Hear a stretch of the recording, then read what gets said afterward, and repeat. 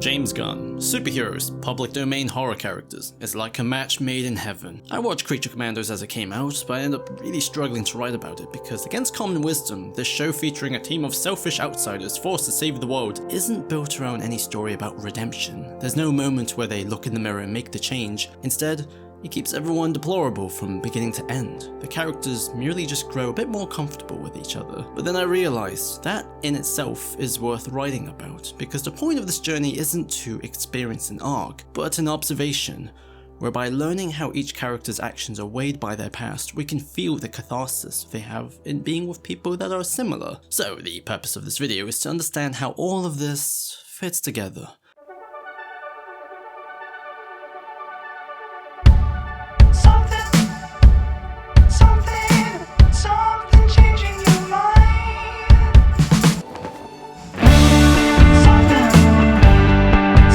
But first, what's the plot? Wonder Woman villain Cersei attacks Pocolistan. America has interest in its oil, so they have to protect Princess Elana. However, Congress outlawed the use of human prisoners for suicide squads, so Waller uses non-humans, a Task Force M, if you will, using the Bride of Frankenstein, a cynical immortal, Dr. Phosphorus, a sarcastic psychopath, Weasel, an innocent but unaware animal, G.I. Robot, an earnest Nazi-hunting soldier, and Nina, the innocent one, who actually hasn't done anything but just so happens to look like a fish lady. Subsequently, each episode weaves the big picture political story with individual self-contained vignettes focused on each individual member. The two then layer each other to create a flow where it's not action which drives the story, but how emotions run their course. This is evidenced with the first character we follow. What a bunch of clowns. Rick Flag Sr. is a grizzled old soldier who is incredibly worn out, but he's incredibly honest and can't help but to take care of people, for the reason that it heals the part of him that always needed someone to do that for him. I'm not here to torture you. We're supposed to be on the same damn team. As a leader, unlike his son, Rick Flag Jr., Sr. is not an idealist. He's just limited in what he knows, and living a life with regrets for a situation that long passed him. Well, sometimes missteps lead you where you need to be. She and I had a son when we were just 18. Fine young man. I joined the military mostly just to make money so I could support him. 18 years later, he joined the military because he loved our country and he wanted to make it a better place. Yeah. Boy, was it an improvement on me in every way. Was? He passed on about 2 years back. Oh. I'm sorry. I would have liked to introduce the two of you. As a result, Flag immediately establishes the premise that you can be better than what life carved, even if you're still doing the same thing. The difference is accepting that not everyone like you is looking to torture you. Some are just walking in the same direction, flaws and all. So you yourself can learn that you don't always have to hurt everyone. However, Rick is not the protagonist, he's not even in the climax. He's here to gently introduce a map for everyone else. Arguably, the protagonist is the bride, from how her actions bookend the show. She sneaks off with Nina to the castle where she was made, while Rick and Elana are getting it on, or to find a gift from the only person who ever mattered to her, Eric, Victor Frankenstein, the man who was forced to make her. If you do not make me a wife, the only fair remedy would be for me to destroy yours, father. As a result, Bride was born into a world that wanted something from her before she could even develop any concept of love or discover what makes her happy. When she first woke up, her confusion was ignored and Eric's eagerness only added to the horror. 9 months. The womb is one's tether to the universe, to the fragile social system of humanity. The only safety she felt was when Victor taught her how to speak. He was her shield. Drudgery so important. You want a bride who can speak, don't you? However, this led to her also becoming the subject of Victor's desires. For Bride, love is interwoven with pain. Memories of sex flashes through moments of violence because their affair led to Victor's murder. And then a life filled with her trying to kill Eric as he pursued her. Therefore, the only personal expressions she's ever had is destruction and personal harm. Your eyes tell story. You have no respect for yourself. Although notice how in all of these scenes, Nina is by her side. Originally, Bride excluded her from the group. You're the only one of us freaks who is. We're monsters. You're a human being with gills. But Nina was the one who found Victor's jewel, who listened and bled with her during Cersei's attack. Her presence made Bride's life a bit more bearable. So she begins to shift from functioning out of obligation to acting from authenticity. What you looking at, Manic Panic? Give her back her food. The process that allows her to understand who she is not just by self-reflection, but how she's seen and accepted by others. In Erik Erikson's theory of psychosocial development, he suggests identity is fundamentally relational because people develop a coherent sense of self when they are mirrored, validated, and emotionally engaged within a community. Without these bonds, people are more likely to experience confusion, alienation, or fragmented self-concept, which typically occurs in adolescence, but it can be revisited throughout life. The conviction that emerges from this receptive state is, I am what I am given, and it is an incorporative stage. The healthy syntonic outcome is the ability to trust others and to trust oneself,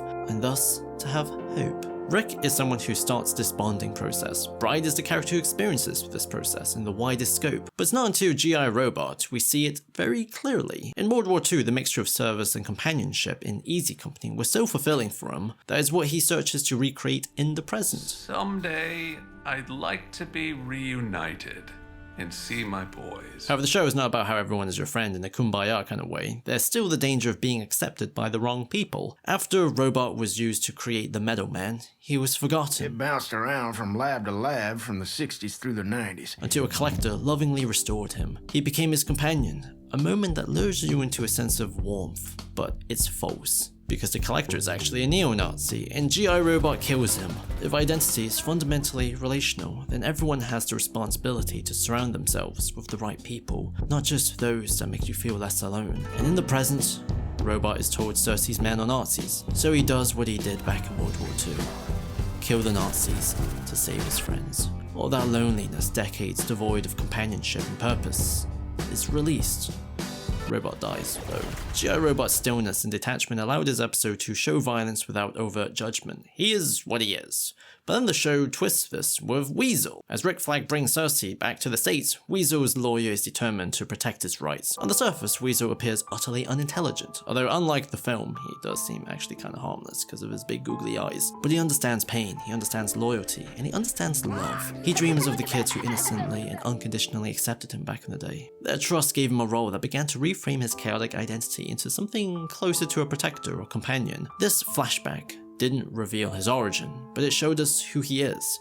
He's no monster, just a playful creature who wanted to have fun and be loved, like everyone else. But then a paranoid old man shot at him, killing the kids, and as Weasel tried to save the survivor, the police were more interested in shooting him than saving her, which makes me glad that British police don't have guns. The charges against Weasel merely covered up the monstrous actions of the authorities, and his inability to speak meant he was open to be exploited by Waller. What the episode leaves you with, though, is a hard question.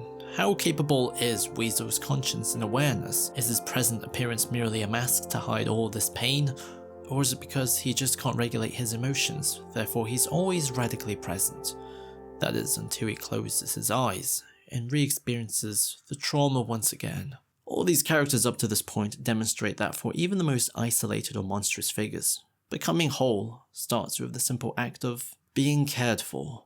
However, Erik Frankenstein as the midway POV character offers a counterpoint to Erikson's theory by embodying a paradoxical resistance towards connection and also a longing for it. As Cersei reveals the princess and Gorilla Grodd will overthrow the world, Erik ends up joining Rick's investigation into the professor who confirmed her clairvoyance powers. All Erik wants is a good story to attract the bride, because he treats her refusal like a game. But it's also built on a concept of love that's entirely constructed by the media as opposed to actually listening to people. This world holds nothing of worth besides beauty. If I were blind, I would kill myself. Oh my. So the irony is that his literary introspection is just a mask for his childish barbarity, and we get to know who he really is through a flashback of the time he spent after the castle burned down, with a kind old blind lady who never saw his monstrous form, only his kindness, and even taught him to use his imagination to conceive beauty. Imagine you're bright. That is beauty. Time passes, he very much invests in the positive impact he gives her, and she's the happiest she's ever been in his company. Thus, Erik's not incapable of forming meaningful bonds, but he's not interested in them because he only wants his infantile fantasy. It's a delusion so great that he kills the sweet old lady to save her from loneliness, just so he can continue his obsession. An obsession to ultimately be seen. My love! How do we make sense of Erik in relations to all of these characters? Well, he is everything our main characters are not. He wants others to identify with his wants, instead of trying to be better than what life gave him, through the effects of other people. Anyway, Rick and Eric discovers Clayface is actually pretending to be the Amazon expert, so the whole assassination is seemingly bogus. As the Commandos are on the run, Phosphorus hides and remembers his past. His flashback offers a retreat to a more morally clear and satisfying story than everyone else, arguably more tragic though. He was a scientist who made a deal with Rupert Thorne to fund his research to cure cancer with nuclear fusion. It would have saved his father and his wife's mother. However, the gangsters were also sharing the results with Bialia, so since his wife was from an oppressive regime too, he gave them fake notes, and in retaliation they killed his wife and son, framed him before atomizing him. I don't want to risk you telling anyone I was here. After the revenge, what was left was a criminal empire, and all that left him was a life without any ground beneath his feet. Instead, there was just spinning. Phosphorus murders people without blinking, but it's not out of hatred against the world or to feel powerful. It's to maintain this disorientation so the flashes of the past can be blurred by the hedonistic rewards in the present. You see this in the dance sequence, how every moves reflect what he did with his family. The joys in destruction approximates the joys he once had. However, the moment he stops, he's lost. When he's with a little girl, which logically he should kill to maintain his cover, he doesn't, and instead for a brief moment, played with her. His trauma dehumanized him, but his encounter with Rick's hand suggests that even identities built on loss and violence can begin to transform when met with empathy. I'm not here to torture you. Why are you doing this? We're supposed to be on the same damn team. He then casually asks where to find the castle. It's been long enough that there's no pain anymore. He accepts what he has and accepts the enjoyment of this moment as what it is. Nostalgia. On his way over, he meets with the rest of the Commandos, who all found their own way. Finally, we have Nina, who's the biggest outlier. She's not a murderer. What if we're killing all of these people? What if we kill the princess for no reason? And was unconditionally loved. Nina was born with her lungs on the outside. Her mother was more comfortable with letting her die, but this plot beat isn't here to give her someone to hate, but to give her a father to love. He altered her DNA so she can breathe as a fish person, and made sure she could go to school. Granted, she got picked on because it was a private school filled with rich little fuck. Nina runs away, and as her father tried to reassure her that she's not a burden, he's also shot by the police. Now, I'm really glad I don't live in America. However, the effort he put in is why she carries herself with so much vulnerability. Sincerity is all that she's ever known, and it's this exposure to someone's vulnerability that caused the Commandos to become protective of Nina. Hey, there, give me that. There you go. Now everyone's happy, right? But you're a monster, like us. You said I wasn't a monster. Well, I was lying, because I'm a bitch. This connection is the essential piece in the show's central message. If identity is fundamentally relational, because people develop a coherent sense of self from being mirrored, and in turn, that means who the individual chooses to surround themselves is an important responsibility, then finally, as a team, the group has a responsibility to be the right person for each other. Nina is welcomed, Nina is celebrated as a fellow freak, and Nina goes to kill her first person, while Eric finds the bride and is immediately shot. Rick Flag only has enough strength to warn Waller, but not before Nina is killed, after Weasel alerted everyone. But then Bride realized in the security tape earlier, she saw the princess and Clayface walking together, so she realized the scheme. First seduce Rick Flag, then suggest killing Cersei after her defeat, then, when that doesn't work, get Clayface to discredit McPherson, the expert. The princess is in fact power mad, looking to take over the world, so Bride kills her. But not for the world, but for her friend, her only friend, Nina. And I'm not doing it to save the world. I mean, after all, what has this ball of dirt ever done for me? No, Ilana, I'm killing you because you took the life of the only friend I have. And the only one of us with an ounce of kindness in her veins. Creature Commandos does a really beautiful job, I think, in challenging the viewer to rethink identity not as a solitary quest for redemption, but as an emergent property of consistent, honest presence with others. The therapeutic power of coexistence, if you will, where monsters find not redemption, but psychologically grounded peace. Well, you in? What else I gotta do?